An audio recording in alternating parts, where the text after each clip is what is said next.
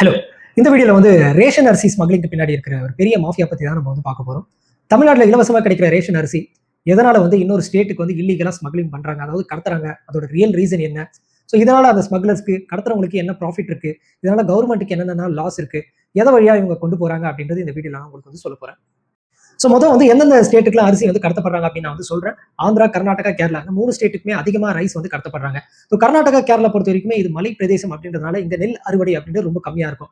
இதனாலேயே இன்னொரு ஸ்டேட்டை அரிசி டிபெண்ட் பண்ணி இருப்பாங்க அவங்க. அதனாலேயே நம்மளோட அரிசிக்கு அங்க டிமாண்ட் அதிகமா இருக்கு. ஸோ ஆந்திரா பொறுத்த வரைக்குமே மில்ஸ் எல்லாமே அதிகமா இருக்கும். அதனால என்ன பண்றாங்க, இங்க இலவசமா கிடைக்கிற அரிசி என்ன பண்றாங்க, அங்க கொண்டு போயிட்டு பாலிஷ் பண்ணி அது பெர் கேஜ் 45, 50 அப்படின்னு பிரீமியம் பேக்கேஜ்ல இருக்கிற ஓப்பன் மார்க்கெட், அதாவது சூப்பர் மார்க்கெட்ல எல்லாமே சேல் பண்றாங்க. ஸோ நெக்ஸ்ட் இந்த ஸ்மக்லர்ஸ் எப்படி பார்டர் கிராஸ் பண்ணி எந்தெந்த வேலை கொண்டு போறாங்க அப்படின்னு நான் உங்களுக்கு சொல்றேன். ஸோ ஃபர்ஸ்ட் கேரளா பார்டர் எப்படி கிராஸ் பண்றாங்க நான் சொல்றேன். இதுக்கு கடத்தல்காரங்க அதிகமாக யூஸ் பண்றது கோயம்புத்தூர், பொள்ளாச்சி ரீஜியன் தான். இதுல வளையார், வெளாந்தவலம், மீனாட்சிபுரம், அது மட்டும் இல்ல உருளிக்கல் அப்படின்ற சைக்கிள் ரூட், அதாவது ஒத்தையடி பாதையும் யூஸ் பண்ணி பார்டரை கிராஸ் பண்றாங்க. சவுத்தன் சைட்ல இவங்களோட எக்ஸிட் எப்படி இருக்கும் அப்படின்னா, தென்காசி, கன்னியாகுமரி டிஸ்ட்ரிக்ட்ல அரண்யக்காவு அண்ட் களியக்கவிலை அப்படின்ற பார்டரை கிராஸ் பண்ணி அந்த ஸ்டேட்டுக்கு போயிடுறாங்க. So next Karnataka border cross பண்றதுக்கு முக்கியமான region Hosur and Krishnagiri district தான்.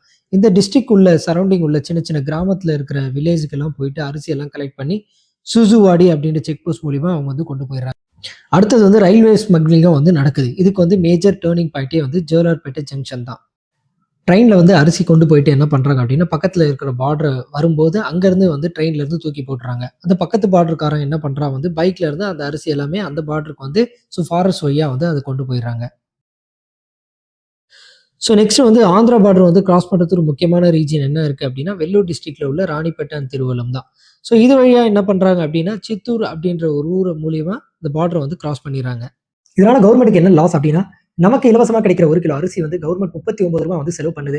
இதனால வருஷத்துக்கு 1900 கோடி கவர்மெண்ட்டுக்கு லாஸ் ஆகுது அப்படின்னு சொல்லியிருக்காங்க. இந்த ரேஷன் அரிசி கடத்தும் போது அவங்க மாட்டிக்கிட்டாங்க. அவங்களுக்கு என்ன பனிஷ்மெண்ட் இருக்கு அப்படின்னா, குண்டாஸ் ஆக்ட் மூலியமா அவங்களை கைது செஞ்சிருவாங்க. அது மட்டும் இல்லாம ஃபைனும் போடுவாங்க. இது மட்டுமே இல்லாம அவங்க வண்டியை சீஸ் பண்ணப்படுவாங்க.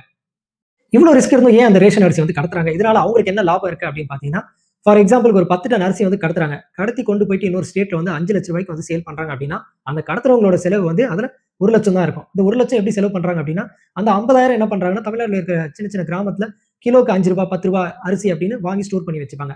அந்த அரிசி கொண்டு போயிட்டு என்ன பண்றாங்க அப்படின்னா, ஒரு மில்ல கொடுத்து அதை பாலிஷ் பண்ணி நல்ல ஒரு பேக்கேஜா, ஒரு பிராண்டட் பேக்கேஜா பேக் பண்ணுவாங்க. அதுக்குண்டான செலவு ஒரு 20,000 ரூபாய் செலவாயிடும். அதுக்கப்புறம் மீதி இருக்கிற 30,000 எதுக்கு செலவாகும் அப்படின்னா, டிரான்ஸ்போர்ட், மோஸ்ட்லி செகண்ட் ஹேண்ட் வண்டி தான் அவங்க யூஸ் பண்ணுவாங்க. அதுவும் இல்லாம அங்க லஞ்சம் கொடுக்குறது இதெல்லாமே 30,000 ரூபாய் செலவு பண்ணுவாங்க. அதாவது 5 லட்ச ரூபாய் சேல் பண்றாங்க. அதுல அவங்களோட செலவு மட்டுமே 1 லட்சம் தான் இருக்கு. மீதி இருக்கிற ப்ராஃபிட்டே 4 லட்ச ரூபாய். ஒரே ஒரு நைட்டை பார்டர் கிராஸ் பண்ணா போதுங்க. அவங்களோட ப்ராஃபிட் 10 டன்னுக்கு 4 லட்ச ரூபாய் ப்ராஃபிட் இருக்கு. ஸோ இந்த ஹை ப்ராஃபிட் தாங்க முக்கியமான ஒரு ரீசனா இருக்கு.